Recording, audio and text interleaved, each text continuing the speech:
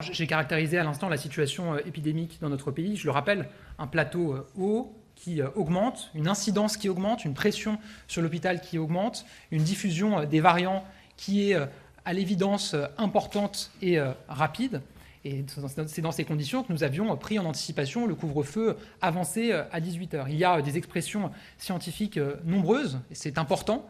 Il y a des expressions du président du conseil scientifique, le professeur Delfraissy, qui lui-même a considéré qu'il était important de mesurer pleinement les effets du couvre-feu à 18h. Et c'est ce que nous faisons. Mais ce que je disais à l'instant, c'est que nous travaillons en anticipation de ce point d'étape qui sera fait et de ces conclusions qui seront tirées sur le couvre-feu à 18h au bout des 2 semaines qui avait été l'engagement du Premier ministre. Parce que nous considérons, je le disais à l'instant, que le couvre-feu à 18h a à ce stade en effet une efficacité relative, qui est réelle, mais qui n'est pas suffisante à ce stade. Et c'est donc en anticipation, avant de tirer les conclusions au bout des 2 semaines, que nous envisageons plusieurs scénarios. Pour répondre à vos questions, ce sont plusieurs scénarios qui vont d'un maintien du cadre actuel, avec le couvre-feu à 18h, jusqu'à un confinement très serré,